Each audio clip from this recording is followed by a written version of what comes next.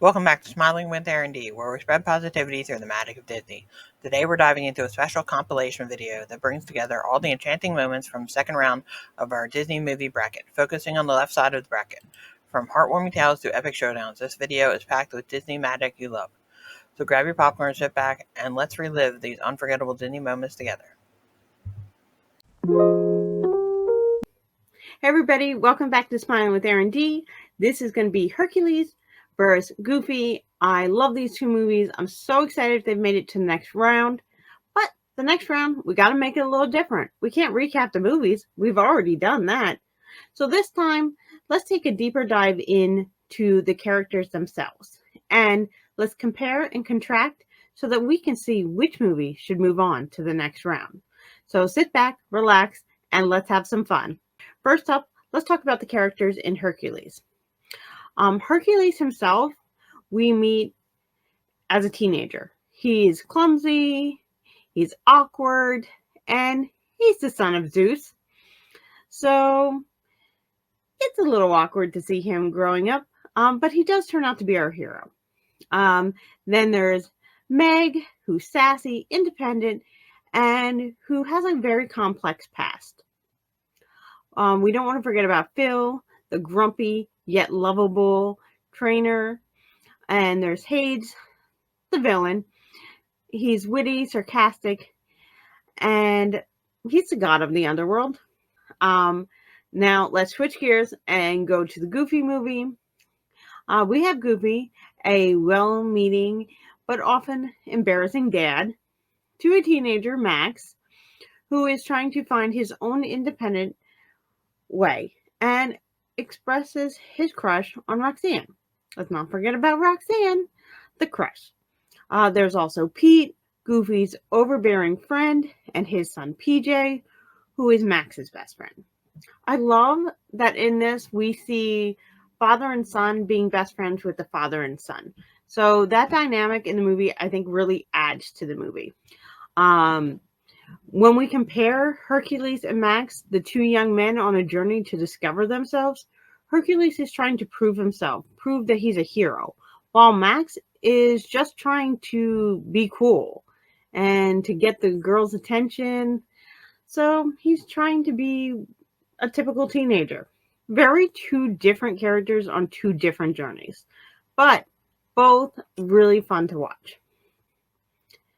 Meg, Hercules' girl, and Roxanne, Max's, are both interesting. They have very different personalities. Meg is tough and guarded due to her past, while Roxanne is sweet and supportive. Despite their differences, both characters play their partners very well. They're fitted to them very well, I think. I think Max does need this supportive, kind of uplifting girl, where I think Hercules is strong enough to deal with somebody who is not so confident in wanting to be with him. They both fit somebody who fits their personalities. I love that they're not the same person, because in some shows they put the damsel really as having the same personality. Disney did this in the past with the damsel in distress. We've really seen them grow, and I love that. Now, Phil and Goofy are both mentors, but in very different ways. Phil is a seasoned trainer who pushes Hercules to his limit, while Goofy is a loving father who just wants to bond with his son.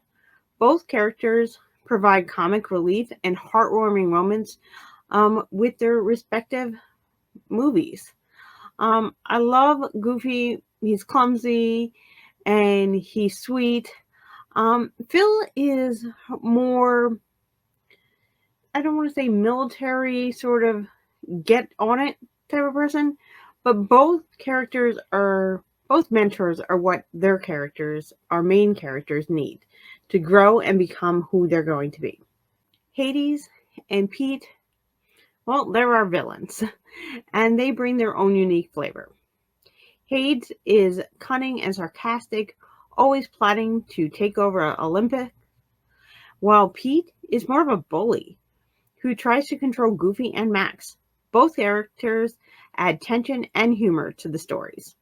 In both the endings, Hercules and Goofy's, they offer memorable characters who teach us about courage, love, and importance of being true to ourselves. Whether you have chosen Hercules because you like the characters that go through the process with Hercules becoming the hero and making him the hero, or with Max, who really just teach him to be his own man. Both side characters really bring out the best in their main character. So I'm curious what everybody's vote's going to be.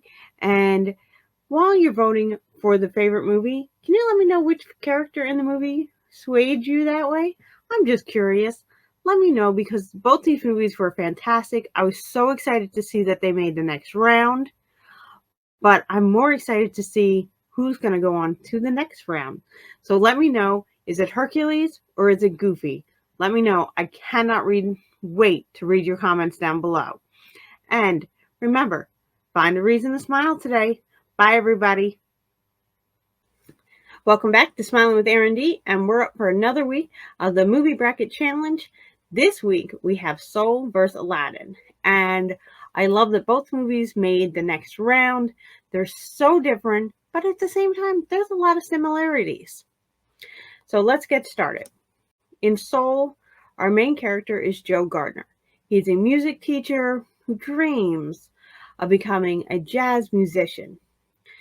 And in Aladdin, we have Aladdin, who dreams of not being a diamond in the rough kind of guy anymore, but he wants a better life. He wants to also win the Princess Jasmine. He dreams of not being a street guy anymore. Now, in Soul, we have to go to the great beyond for Joe Gardner's journey to really begin. And in Aladdin, Aladdin has to meet Genie, who grants him the wish of becoming Prince Ali. So both have to change who they start as in the beginning of the movie to really begin their journey to find out who they will be. So I like both starts. Now let's talk about the sidekicks. Soul, we have Soul number 22 as our main sidekick. And Soul number 22 is missing the spark. I love Soul number 22. We're just going to call her 22. How she's pretty happy just being chill in the great beyond. But deep down, she really wants to find that spark. And you can tell because there's something missing for her or him. But in Aladdin, we have Genie, who is just plain funny. And Genie is the mentor, really, to Aladdin, and making Aladdin kind of come into who he's really supposed to be, and not just wishing. Now, one similar thing is in Soul, Joe Gardner is supposed to be the mentor to 22. But in Aladdin, Genie is the mentor to Aladdin. So we see mentoring in both movies. Kind of flipped though. Maybe not, because 22 really does mentor Joe Gardner in some ways, but in other ways, he so doesn't, because he's just a sarcastic kid stuck in the body of Joe Gardner. Now, in all movies, there's got to be a villain. But in Soul, they did it very differently, because the villain is just the counter. Joe Gardner was supposed to go to the afterlife, but he jumped out of line, making the counter have to go find him. And we have, in Aladdin, we have Jafar, who really is more of our typical villain. He wants to become the ruler, and he's willing to destroy people to become it. And so that's really interesting, how the villain in Soul is taking a really new perspective. And Aladdin is more of our traditional. So, do you like the traditional or do you like the new roundabout way? Both movies have emotional roles we go through. In Joel, in Soul, we have Joe realizing that the small things are really what matter. And in Aladdin, we have Aladdin find that he could have one last wish and he could get what he wants, but instead he sacrifices that wish for what's really important, Genie's freedom. And so both characters come to realizations of what's important and where they need to be. Now, in the end, I think they both get their happy ending. Aladdin gets his Jasmine, and Soul, we see Joe Gardner get his happy ending, which is realizing what truly makes him happy in life, which is teaching. And fulfilling his love of music may not be as he dreamed, but sometimes life can be even better than we dream. We just have to open up our eyes and get ourselves seeing what's in front of us instead of seeing what's behind us. So I like both lessons in both movies, but I can't wait to hear what you think and who you're voting for this week. Let me know. I can't wait to find out. Hi, everybody. Welcome back to Smiling with Erin D. And this is going to be another movie bracket challenge. And today's up, we have The Rescuers versus Toy Story 2. So it should be interesting, and I can't wait to find out who you vote for. So let's get into it. Let's talk about The Rescuers. This movie was released in 1977, the year my brother Charlie was born. This film introduces us to two amazing mice. We have Bernard and Miss Bianca. These two incredible mice are part of the Rescue Aid Society, and they're an unlikely pair. Bernard is voiced by Bob Newhart. He is a curious and humble janitor turned into a hero. His character is endearing because he's a nervous person, yet he's very determined. On the other hand, Miss Bianca, who's voiced by Eva Gaber, and she's elegant, gorgeous, confident, and adventurous. Really seems fearless. Together, they're an odd pair, but they're also the perfect pair to go off. They balance each other just enough. So let's turn gears and get into Toy Story 2. This movie was released in 1999. The sequel brings us back to our favorite toys, Woody, Buzz, and they're on to a new adventure.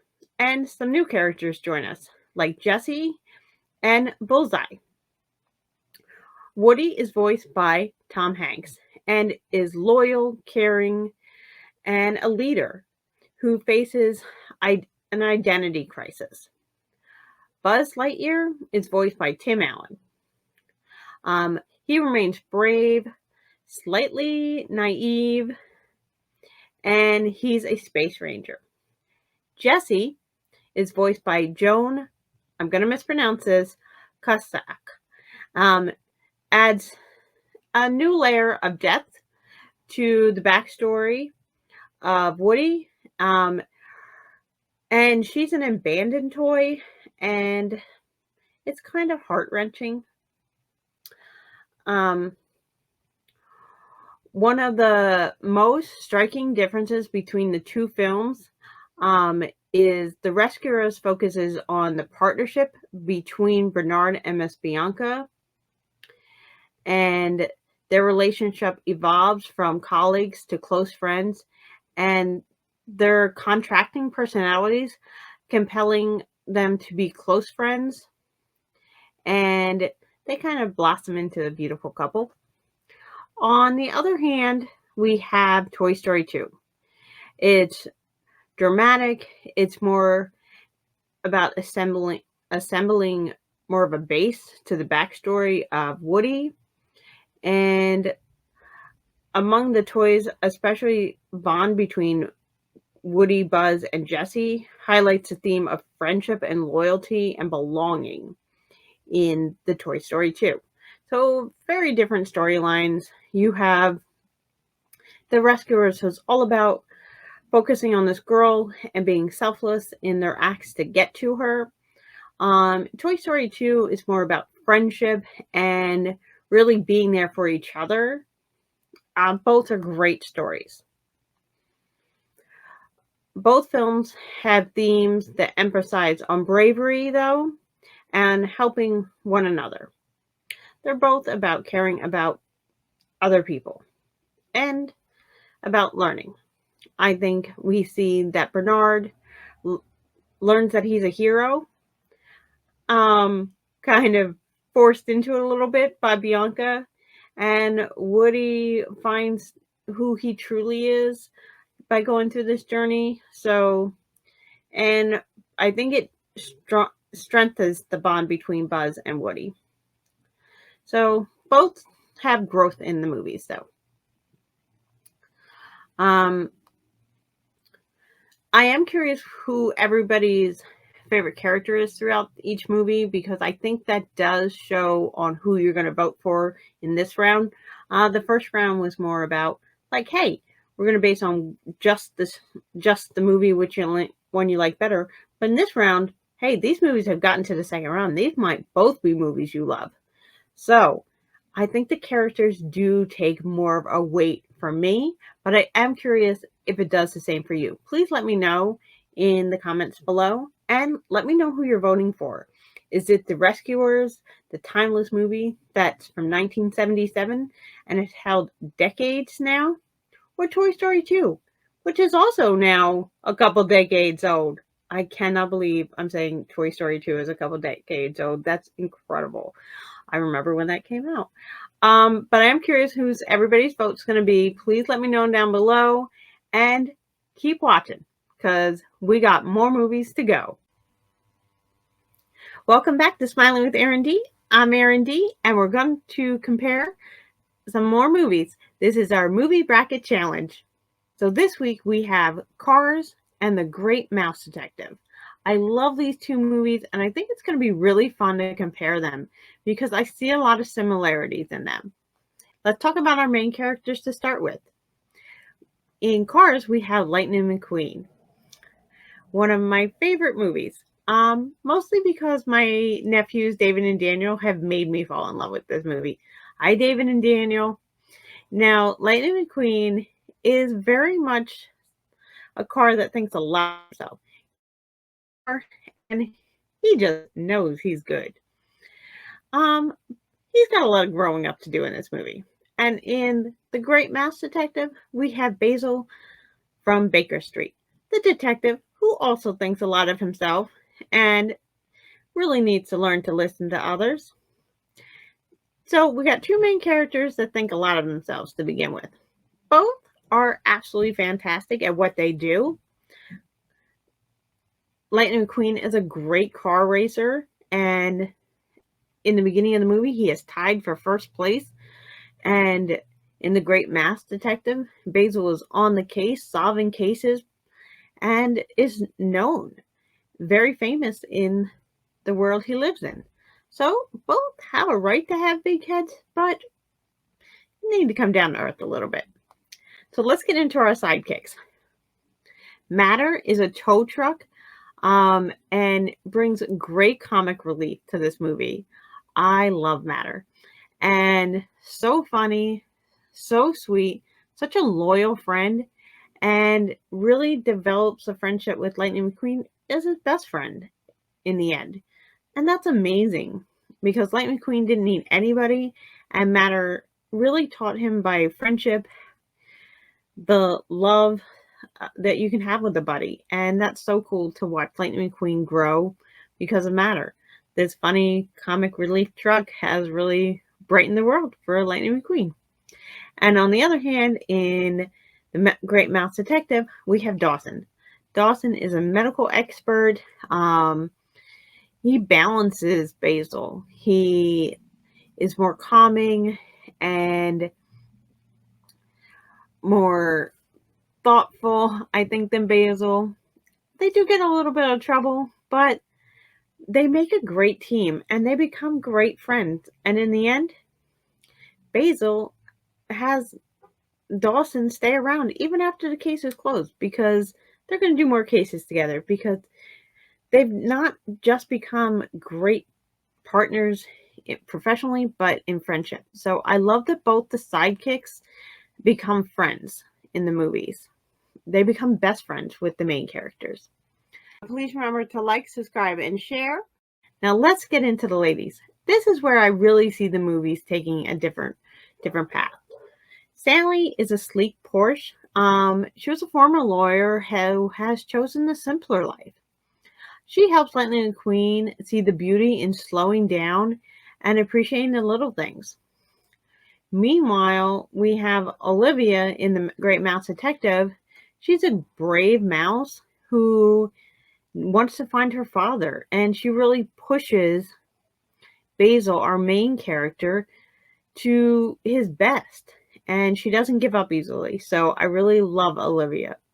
Very two different ladies, though, because where we have Olivia pushing Basil out the door to get to find her dad, we have Sally who's trying to slow down life a little bit for Lightning McQueen and show him the beauty in the small things.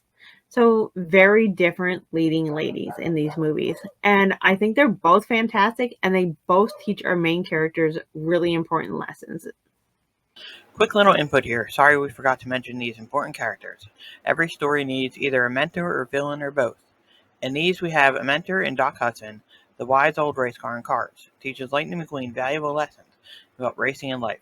His backstory adds depth to the film, showing that everyone has a past that shapes who they are. While in The Great Mouse Detective, it displays a villainous side. We have Professor Ratigan, one of Disney's most charismatic and cunning antagonists. His elaborate schemes and larger-than-life personality make him a formidable foe for Basil. But what do you think? I can't wait to hear who your vote is this week. I know who I have to vote for because, well, I want to be an auntie that does vote for what my nephews love. So I will be voting for Cars. I'm not even going to say I will vote for The Great Mouse Detective, even though it's a fantastic movie and I love it. But I want to know who your vote is for. And if you are being pushed into a vote too because you just can't disappoint your niece and nephews, let me know in the votes below.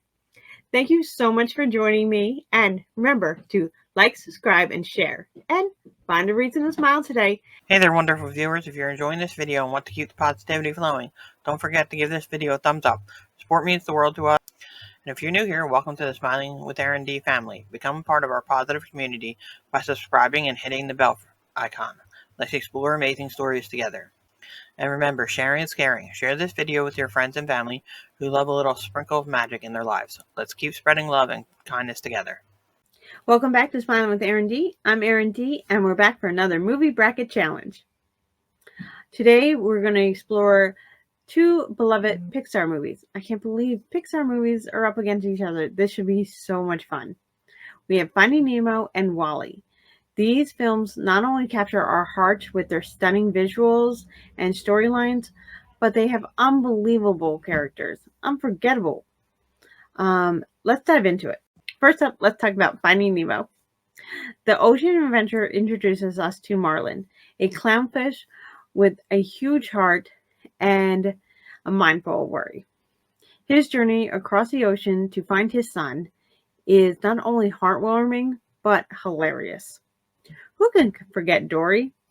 With her short-term memory loss and optimistic spirit, she brings a unique charm to the story. Now, let's shift gears over to the fantastic WALL-E. WALL-E's character is a waste collector robot with a unique collection. WALL-E likes to connect little gadgets or knickknacks he finds all over the place. He's longing for a companion. And you can tell this when he's watching Hello, Dolly. I love that part where he just freezes them holding hands and he tries to hold hands with himself. So cute. In WALL-E, we get to see when Eve, a sleek determined probe comes down, this sets off a chain of events because Wally really likes Eve right away. And Wally, with his innocence, and Eve, with her determination, they make a really dynamic duo. And I love that Wally gets the girl. Please remember to like, subscribe, and share. Both films explore themes of love and preservation and environmental awareness. Marlin's journey is about overcoming fear and learning to trust, while Wally's highlights the importance of taking care of our planet. The characters' development in both films is profound. Marlin's learning to let go, and Wally discovering the power of love and friendship. While Finding Nemo focuses on familiar bonds and the length a parent will go to save their child, Wally emphasizes on the impact of companionship and the quest for a better future. The dynamics between Marlin and Dory is comedic and heartwarming, whereas Wally and Eve's relationship is more about romance, and it's sweet. In conclusion, both Finding Nemo and Wally offer rich characters, both have great adventures, and both have two kind of couples, even though I don't know if Marlin and Dory are really a couple, but you see two main characters really going through the storyline together. And so it's really fun. Both movies. And we have Wally and Eve, and I love their love story. I think both movies are about love. Marlin's is about his love as a parent, and Dory's love with friendship to Marlin to keep her with him through this adventure. And Wally falls for Eve, and it takes a little bit longer for Eve to fall for Wally, but she does. So both are sweet and kind movies. I can't wait to see who goes on to the next round. This should be quite a battle up against each other. Remember to vote in our community page and right down below in our chat. We do keep track of both so we can tell who's going on to the next round. We calculate all the votes. So keep those votes coming in the comments. Thank you so much for joining me for this week. I've had a blast. I hope you guys have too. Remember to comment below. I read all the comments, so keep them coming. And find a reason to smile today. Thanks everybody for joining me. Hi everybody, welcome back to Smiling with Erin D. I'm Erin D, and we're back for another movie bracket challenge. This week we have two classic movies. We have Monsters Incorporated versus The Three Musketeers. This is going to be a tough one. Both are Disney classics. Both have great characters. I mean, now I do love maybe one a little bit more than the rest, but I'm just saying, both are incredible movies. First up, let's talk about Monsters Incorporated. It's a Pixar masterpiece, and it takes part in the world of Monsterpolis. I can't get that right, but it does sound like another place that may be ripping off another movie from maybe the DC universe. I'm just saying. It has a unique concept. Monsters Incorporated takes place in a city of monsters, and more importantly, it takes place in a factory which is all about gathering energy from children's screams. This film blends humor, heart, and innovation. Mike and Sully are lovable, and they're sweet, and they're also best friends. This movie teaches us about friendship and the courage that they have to navigate the challenges of their monster world. Now let's talk about The Three Musketeers. It's a classic tale of adventure and courage, starring Mickey, Donald, and Goofy. This film brings a timeless story of the Musketeers to life with a Disney twist. It's all about bravery, loyalty, and the power of teamwork. So let's get into the characters a little bit more. Monsters Incorporated gives us the dynamic duo Mike and Sully, whose friendship is the heart of the storyline. Their journey from scare experts to heroes is both hilarious and touching. I love this movie. Meanwhile, the Three Musketeers is iconic trio of Mickey, Donald, and Goofy, each bringing their unique charm and humor to the tale. It's a tough choice. I mean, I love my Donald, but Mike and Sully are really something, and their friendship, the way Pixar has sort of made it more innovated. I love their bond that they're total opposites, and yet really they're complete with each other. And of course, Donald, Goofy, and Mickey, they're our traditional trio from Disney classics, and they're lovable and they're charming, and you can't get over the originals. So this is tough. Let's get into the storyline. So maybe this will make some difference in our votes. Monsters Incorporated offers a fresh and imaginary plot which twists the monsters under the bed kind of fear that we have as kids. It themes of friendship and overcoming fear. With the audience of all ages, this is a great movie. The Three Musketeers, on the other hand, delivers a classic adventure filled with action, humor, and emphasizes loyalty and courage. Both movies have friendship involved in them. You show the uniqueness of each character through the movies.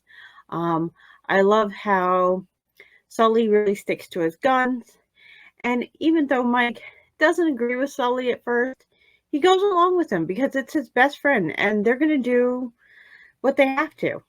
And Mickey goes to save his friends and tries to be the musketeer that he wanted to be as a little boy. And even though Donald does want to leave and kind of does leave them, he goes back for his friends. They all go back for each other, really, if you think about it in the Musketeers. Well, maybe not Goofy. He kind of just gets himself in trouble. But they're a great trio. Visually, the Monsters Incorporated is vibrant and brings the city of Monstropolis to life. The Three Musketeers is more traditional in the sense of Disney colors. It's an older movie, but I really think it stays classic through the years. You can watch it now and it doesn't feel as old as it is, which is amazing. So Disney did an amazing job. But you can definitely see the difference in the Pixar movies versus the classic Disney. So which one catches your attention? Now, both movies are incredibly charming about friendship, and both movies are Disney classics. This is a really tough one this week, so I can't wait to see who you guys all vote for.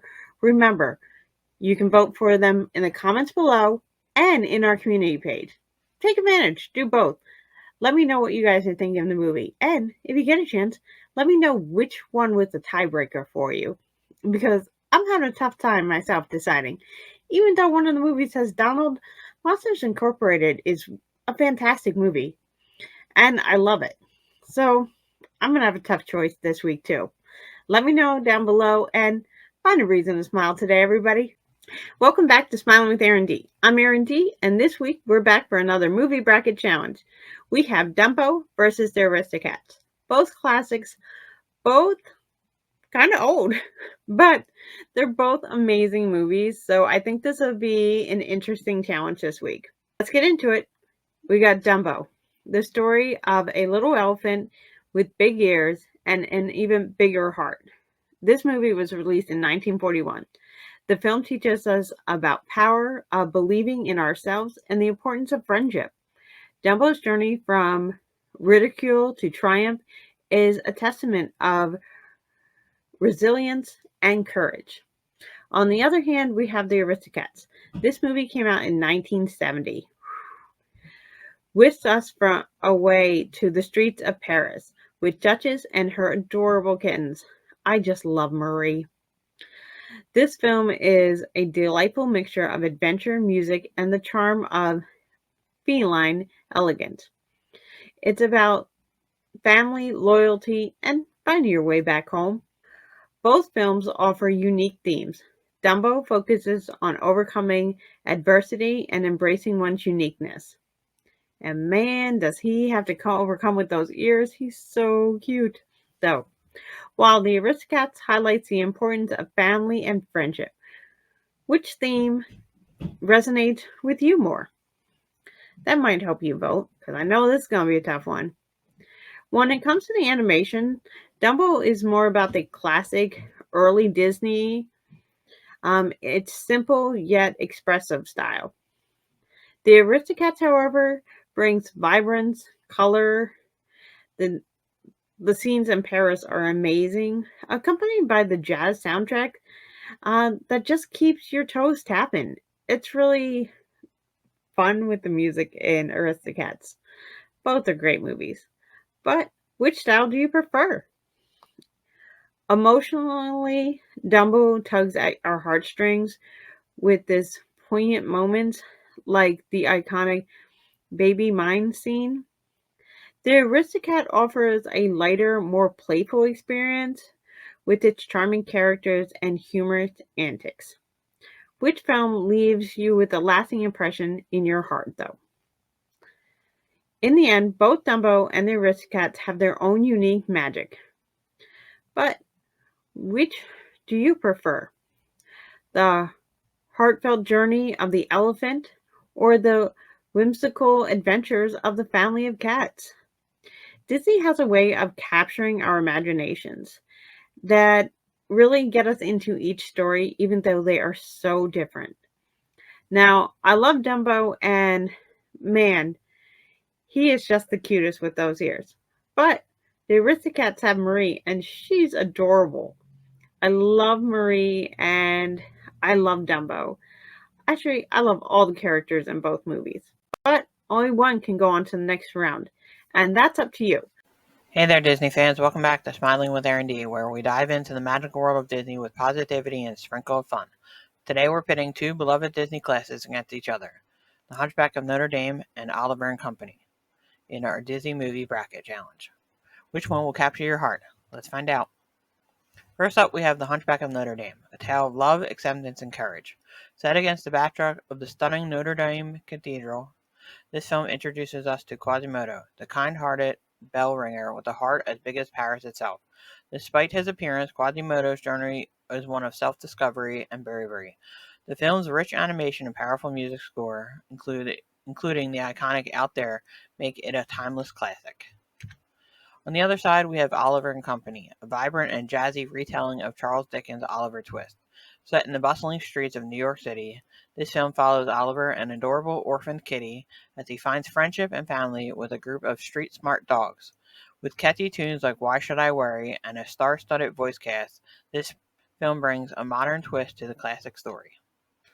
Now let's compare our main characters. Quasimodo, with his gentle spirit and longing for acceptance, teaches us about the inner beauty and resilience. Meanwhile, Oliver's journey from loneliness to belonging highlights the importance of friendship and loyalty. Both characters face their own challenges, but their stories resonate with audiences in unique ways.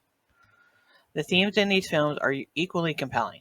The Hunchback of Notre Dame tackles complex issues like prejudice and justice, while Oliver and Company focus on friendship and survival in a big city. Both films deliver powerful messages, but which one speaks to you more? So which Disney classic wins your heart? Is it the epic tale of courage in The Hunchback of Notre Dame, or the heartwarming adventure of Oliver and Company? Thank you for joining us on this magical journey through the second round of our Disney movie bracket on the left side of the bracket. We hope you enjoyed revisiting these beloved Disney classics as much as we did. Don't forget to like, comment, subscribe to Smiling with Erin D for more positivity and Disney magic.